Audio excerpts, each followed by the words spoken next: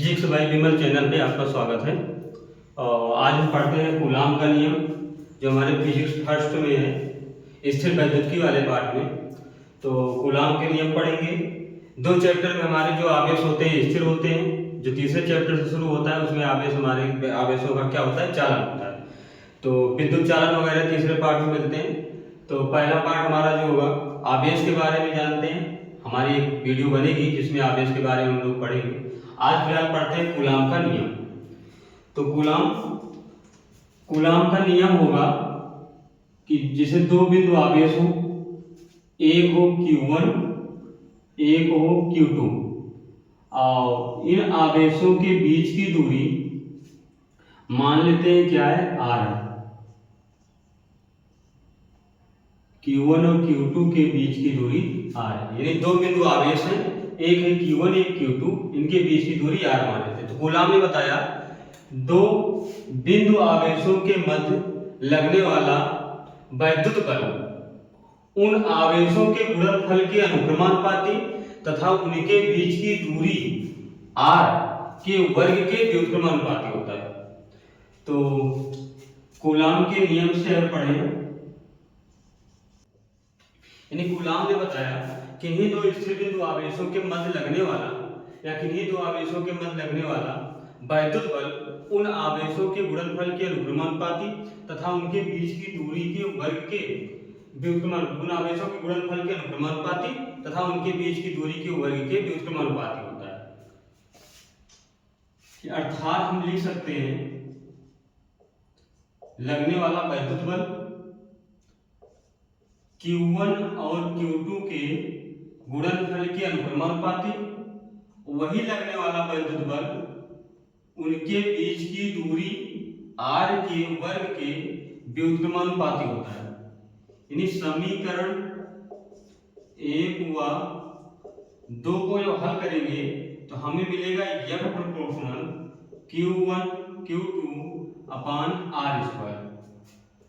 अगर नियतांक लगाएं तो F बराबर K Q1 Q2 अपान R स्क्वायर। के सबको पता है, के होगा हमारा अनुक्रमानुपाती नियतांक, के होगा अनुक्रमानुपाती नियतांक, जिसे हम समानुपाती नियतांक भी बोलते हैं। ठीक है, तो लिख सकते हैं जहां के अनुक्रमानुपाती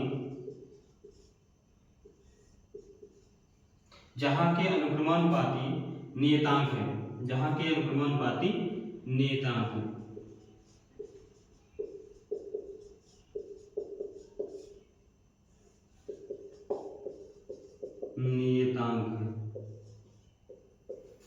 और के का मान रखें अगर, तो क्या लिख सकते हैं, जिसका मान के बराबर 1/4 पाई एप्सिलॉन नॉट रखने पर, तो रखेंगे तो मिलेगा F बराबर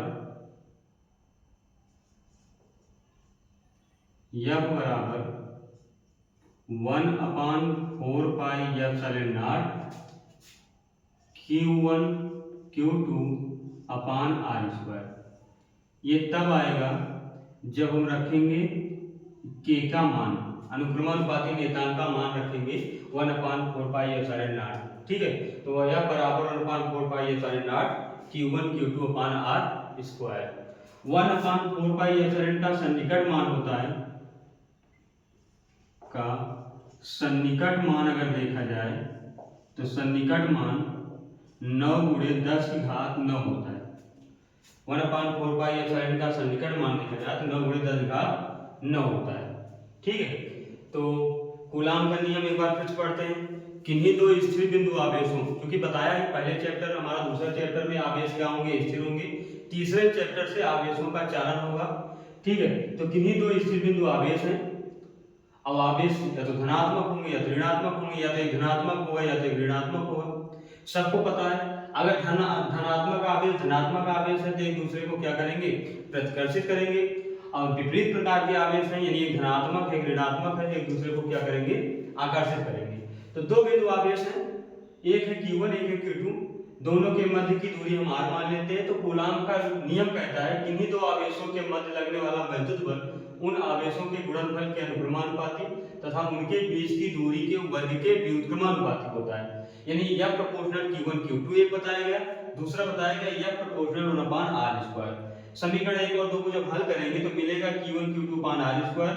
यह बराबर अनुक्रमानुपाती नियतांक लगाएंगे के, तो Q1 Q2/r² मिलेगा। अभी बताएं k का मान 1/4πε0 रखने पर तो 1/4πε0 Q1 Q2/r² भी रख सकते हैं।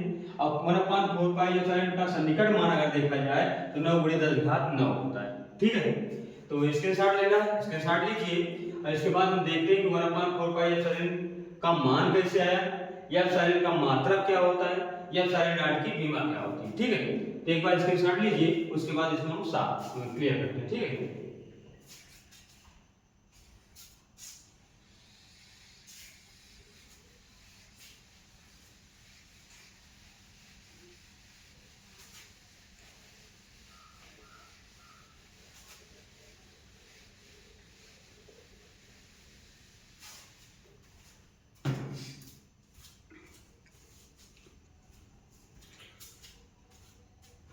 चलिए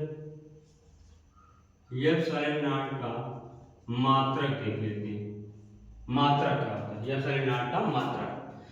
तो मात्रक एक कूलाम के नियम से देखते हैं। पहले तो बताया गया यह बराबर 1/4πε0 Q1 Q2/r²। इसे से लेते हैं, हमें एप्सिलॉन का मान चाहिए तो एप्सिलॉन को इधर लाएंगे, बचेगा इधर 1/4π इंटू Q1 Q2 यह नीचे आएगा तो यह r²। ठीक है, चलो क्या निकाल रहे हैं, मात्रा निकाल रहे हैं। यहां लिख देते हैं एप्सिलॉन का मात्रक। तो मात्रक बराबर निकाले तो ये आवेश है, तो आवेश का मात्रक कूलाम होता है। तो दो आवेश Q1 और Q2 है, तो हम लिख सकते हैं कूलाम का स्क्वायर बटे बल है, तो बल का मात्रक सबको पता है न्यूटन होता है। दूरी का मात्रक होगा मीटर, तो कूलाम न्यूटन प्रति मीटर स्क्वायर, या लिख सकते हैं कूलाम स्क्वायर न्यूटन प्रति मीटर, या ऐसे लिखते हैं कूलाम स्क्वायर प्रति newton metre square. Coulomb square newton metre square, ये होगा किसका मान, मात्रक, एप्सिलॉन का मात्रक। कूलाम स्क्वायर प्रति न्यूटन मीटर स्क्वायर। अगर मात्रक पता है तो हम लोग बीमा भी निकाल लेंगे। कक्षा 11 में पढ़ के आए हैं बीमा। बीमा आती कैसे है, फार्मूला पता हो तो मात्रक निकालते हैं, मात्रक पता हो तो हम बीमा निकाल लेते हैं। जैसे इसका मात्रक में पता चल गया कूलाम स्क्वायर प्रति न्यूटन मीटर स्क्वायर होता है। हम एप्सिलॉन का अगर बीमा निकालें तो यहाँ लिख देते हैं एप्सिलॉन की बीमा अगर निकालेंगे तो पता है कूलाम स्क्वायर पर न्यूटन मीटर स्क्वायर होता है। तो कूलाम को हम लिखेंगे क्या, 80 होता है। तो बीमा बराबर लिखेंगे एप्सिलॉन का मात्रक। तो मात्रक अभी हम पढ़े थे कूलाम स्क्वायर प्रति न्यूटन मीटर स्क्वायर। कूलाम का जो होता है बीमा 80 होता है, क्योंकि A 80 होगा तो स्क्वायर है तो A2 T2 हो जाएगा, ये तो ऊपर है, बटे में न्यूटन का सबको पता है वो क्या होता है m/L/T-2 किग्रा मीटर प्रति सेकंड स्क्वायर। और तो ये तो बल की बीमा हो गई। अब मीटर की बीमा लेंथ से नापते हैं तो L लिखेंगे 2 लिखेंगे तो हो जाएगा L2। चलो सबको ऊपर भेजते हैं, ऊपर जाएगा तो m ऊपर जाएगा तो मिलेगा m-1।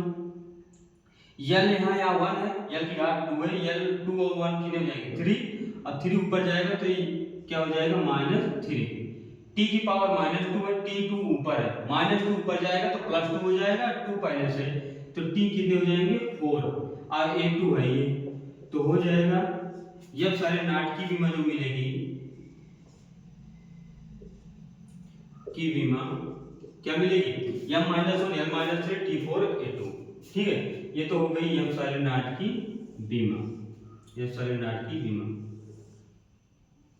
ठीक है, एफ साइलेंट नॉट की बीमा हो जाएगी m minus one l minus three T4A2। तो एफ साइलेंट नॉट का मात्रा हो गया, बीमा हो गया। एक बार स्क्रीनशॉट लीजिए।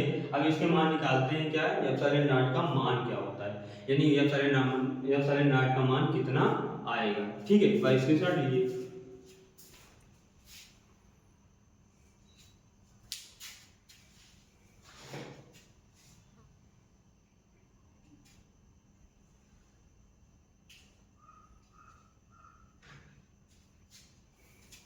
चलिए फिर से देखते हैं, मान देखते हैं।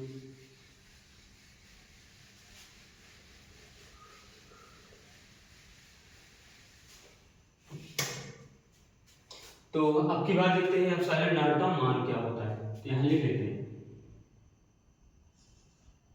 एप्सिलॉन नॉट का मान।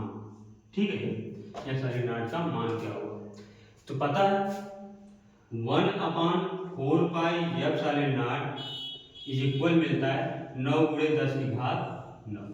ठीक है, हमें एप्सिलॉन नॉट का मान चाहिए तो एप्सिलॉन नॉट इधर भेजते हैं तो अगर आ जाएगा नीचे 1/4 पाई और फिर क्या मिलेगा 9 गुणे 10 की घात 9।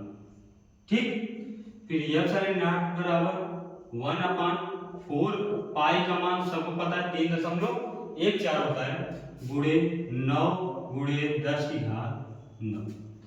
फिर एप्सिलॉन नॉट बराबर सबको गुणा कर लेते हैं, एक काम करते हैं 10 की घात 9 को ऊपर भेज दो तो 1 गुणे 10 की घात माइनस 9 हो जाएगा।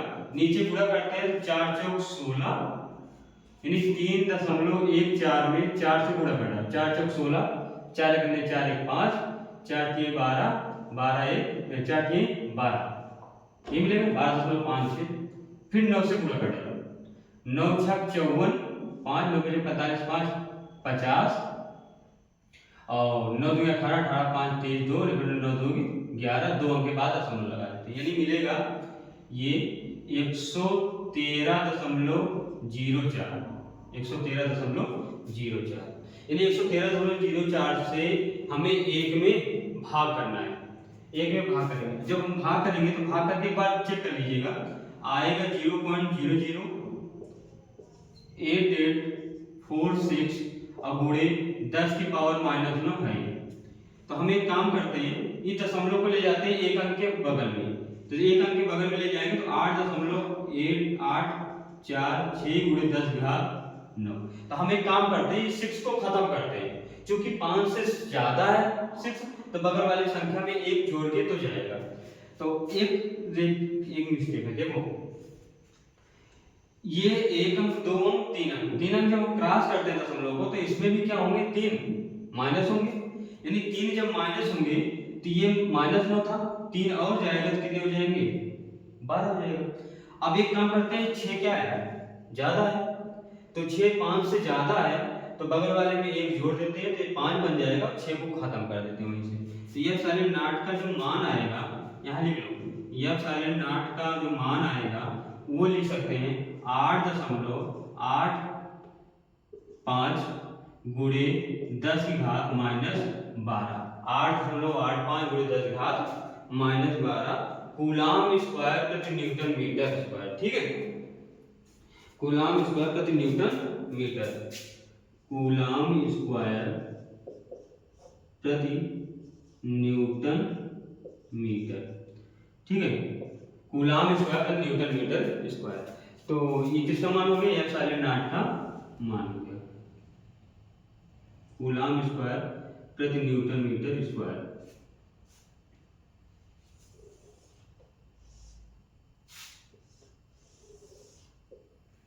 तो ये एप्सिलॉन नॉट का मान अगर पूछा जाए तो हम बता देंगे 8.85 गुणे 10 घात माइनस 12 कूलाम स्क्वायर प्रति न्यूटन मीटर स्क्वायर होता। एक बार स्क्रीनशॉट ले लीजिए और स्क्रीनशॉट लेते हैं और उसके बाद फिर देखते हैं। ठीक है,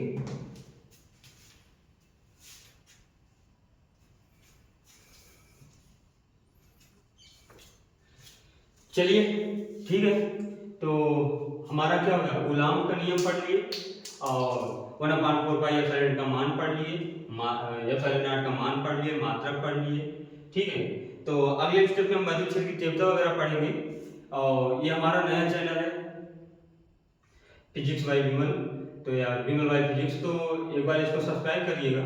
ठीक है, और लाइक और शेयर जितना हो सके करिए। ठीक, ओके।